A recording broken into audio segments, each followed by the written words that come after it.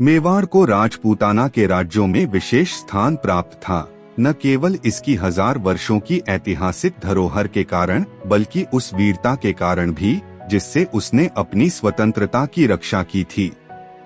इसमें कोई संदेह नहीं कि अकबर को अक्सर अपने वरिष्ठ मुगल दरबारियों द्वारा यह याद दिलाया जाता था कि मेवाड़ के युद्धकुशल महाराणा सांगा, जो वर्तमान शासक उदय सिंह के पिता थे, ने उस संघ का नेतृत्व किया था जिसने अकबर के दादा बाबर को 1527 में खानवा के युद्ध में लगभग पराजित कर दिया था, जब भारत में मुगलों की स्थिति कमजोर थी। मुगलों के पास मेवाड़ के खिलाफ एक और पुराना शिकायत भी थी। बाबर ने दावा किया था कि 1526 में पानीपत की लड़ाई से पहले महाराणा सांगा ने उसे दिल्ली के सुल्तान इब्राहिम लोदी के खिलाफ मदद करने का वादा किया था, लेकिन वह अपने वादे से पीछे हट गए। बाबर ने उस युद्ध में इब्राहिम लोदी को हराया, लेकिन मुगलों ने सांगा की इस कथित विश्वासघात को नहीं भुलाया। दूसरी ओर मेवाड़ ने पूरी तरह से मुगलों के इस दावे को खारिज कर दिया कि सांगा ने कभी बाबर की मदद करने का वादा किया था। लेकिन पुराने झगड़ों और इतिहास की विरासत से इतर अकबर के पास मेवाड़ की ओर ध्यान केंद्रित करने के और भी ठोस कारण थे।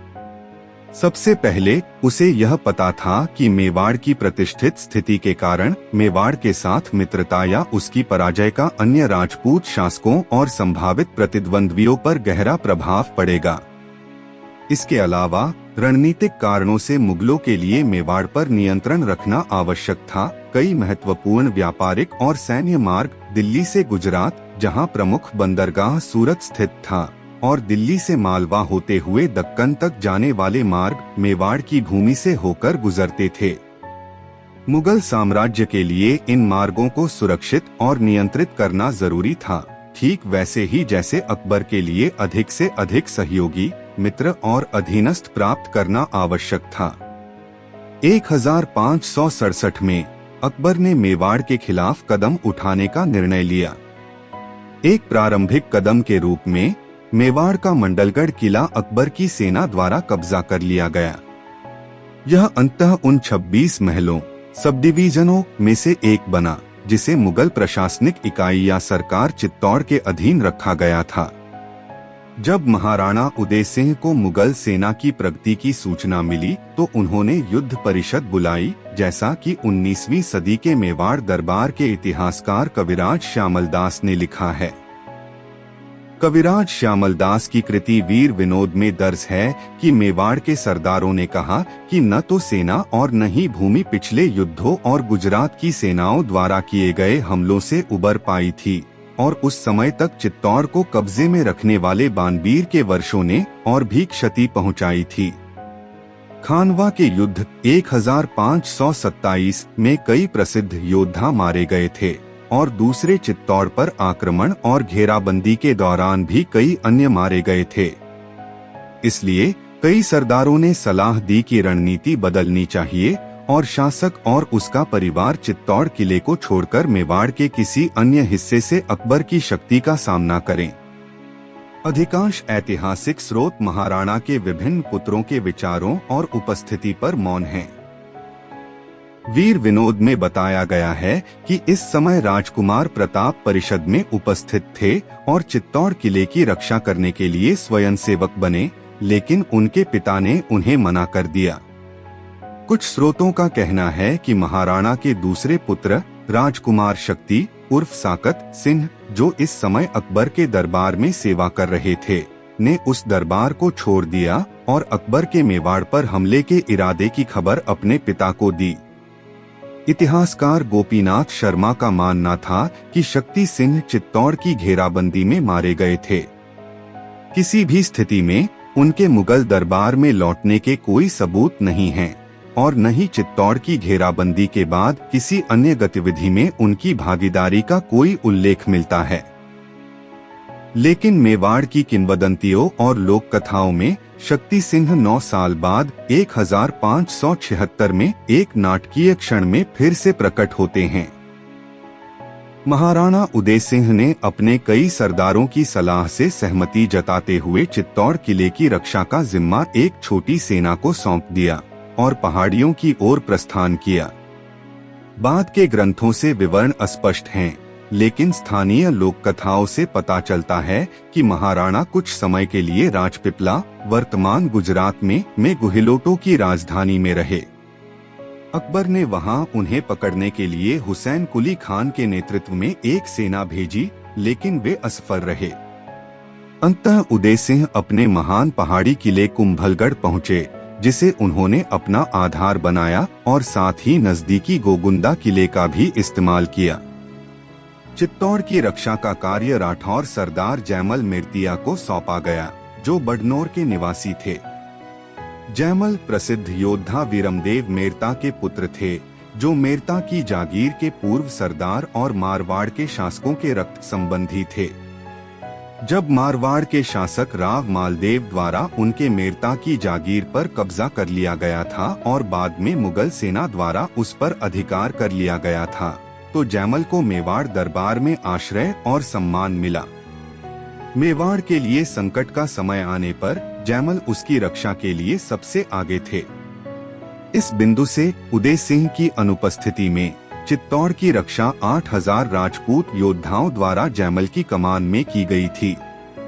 चित्तौड़ का किला सदियों से पूरे भारत में प्रसिद्ध मैदानों के ऊपर भव्य रूप से ऊंचा खड़ा था। इसके पठार के शिखर पर लगातार किलेबंदी की एक श्रृंखला और अन्य रक्षात्मक संरचनाएं थीं, जिनमें गोलाकार बुर्ज, मीनारे, दांतेदार दीवारें और मरलो शामिल थे। चित्तौड़ किले की कुछ इमारतें प्राचीन शासकों द्वारा निर्मित थीं, जबकि अन्य महाराणा कुंभा शासनकाल 1433 से 68, जो उदय सिंह के परदादा थे, के समय की थीं। महाराणा कुंभा ने एक अच्छी तरह से सुरक्षित घुमावदार रथमार्ग भी बनवाया था, जो मैदान के तल से लेकर पठार के शीर्ष तक जाता था और इसे कई द्वारों द्वारा संरक्षित किया गया था। ये द्वार थे भैरव पोल, हनुमान पोल, गणेश पोल, जोरला पोल, लक्ष्मण पोल और राम पोल। बाद में पादन पोल का निर्माण हुआ और भैरव पोल तक पहुंचने से पहले इसे पार करना होता था। चित्तौड़ किले के भीतर कई संरचनाएं थीं, क्योंकि यह एक दुर्ग और नगर का संयोजन था, जिसमें जलाशय और मंदिर भी शामिल थे। शाही महल 15वीं सदी के मध्य के राजपूत नागरिक वास्तुकला का एक आदर्श उदाहरण था। इसे कुंभा के मुख्य वास्तुकार कला शिल्पी सूत्रधार मंडन द्वारा बनाया गया था, जो कुंभलगढ़ के वास्तुकार भी थे। महल में राजा और राजकुमारों के लिए कई अपार्टमेंट थे। साथ ही आंतरिक महल रावला याजनाना का क्षेत्र था, जिसे शाही परिवार की महिलाओं और उनकी सेविकाओं और सहायकों के उपयोग के लिए आरक्षित किया गया था। बड़े महल परिसर में सार्वजनिक कक्ष, चित्र दीर्घा, संगीत कार्यक्रम के लिए सभा भवन, राज्य का खजाना, शाही निजी शस्त्रागार, अस्तबल, गोदाम, रसोई, मंदिर और छोटे मंदिर और गार्ड रूम शामिल थे। इस परिसर में प्रवेश बड़ी पोल और त्रिपोलिया द्वार से होता था। घोड़ों और हाथियों के लिए अस्तबल, जनता के दरबार के लिए एक हॉल, शिव का एक मंदिर, स्तंभों वाली गलियारों, कई आंगन और उत्तराधिकारी के अपार्टमेंट भी थे। चित्तौड़ के 2 प्रसिद्ध स्तंभ थे, जो मैदानों से राजधानी किले की ओर आने वाले किसी भी व्यक्ति को दूर से दिखाई देते थे। इनमें से एक का निर्माण 1448 में उदय सिंह के परदादा महाराणा कुंभा द्वारा किया गया था। यह 37 मीटर ऊंचा 9 मंजिला विजय स्तंभ, विजय का टॉवर था, जो मालवा और गुजरात की सेनाओं पर महमूद खिलजी मालवा के नेतृत्व में उनकी जीत की स्मृति में बनाया गया था। इसे हिंदू देवताओं और भारतीय पौराणिक कथाओं के दृश्यों की उत्कृष्ट मूर्तियों से सजाया गया था और इसमें अल्लाह शब्द का एक शिलालेख भी था। दूसरा, जो इससे भी पुराना था, 23 मीटर ऊंचा एक संरचना थी, जिसे 12वीं सदी में एक स्थानीय जैन व्यापारी जीजा द्वारा चित्तौड़ के हमेशा फलते फूलते व्यापार और वाणिज्यिक गतिविधियों के प्रतीक के रूप में बनवाया गया था। यह स्तंभ और इसका पास का मंदिर पहले जैन तीर्थंकर भगवान आदिनाथ, जिन्हें ऋषभ देव भी कहा जाता है, को समर्पित था। किले में मंत्रियों और दरबारियों के लिए हवेलियां भी थीं और लेखकों, दरबारी कवियों, कलाकारों और श्रमिकों के लिए छोटे घर थे। किले के महल परिसर से थोड़ी दूरी पर एक हलचल भरा, भीड़-भाड़ वाला नगर क्षेत्र था। इसके निवासियों की गतिविधियां मुख्य रूप से राजा और उसके दरबार की जरूरतों के इर्द-गिर्द केंद्रित थीं।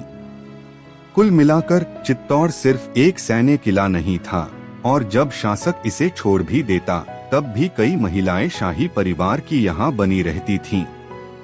ऐसा अक्टूबर 1567 में भी हुआ। इस बार जो भी वहाँ रुके थे उनमें शाही काफिले का हिस्सा भी शामिल था और वे निश्चित रूप से यह जानते थे कि यदि चित्तौड़ का किला गिर गया तो उन्हें सामूहिक आत्मदाह, जिसे जौहर कहते हैं, का सामना करना पड़ेगा।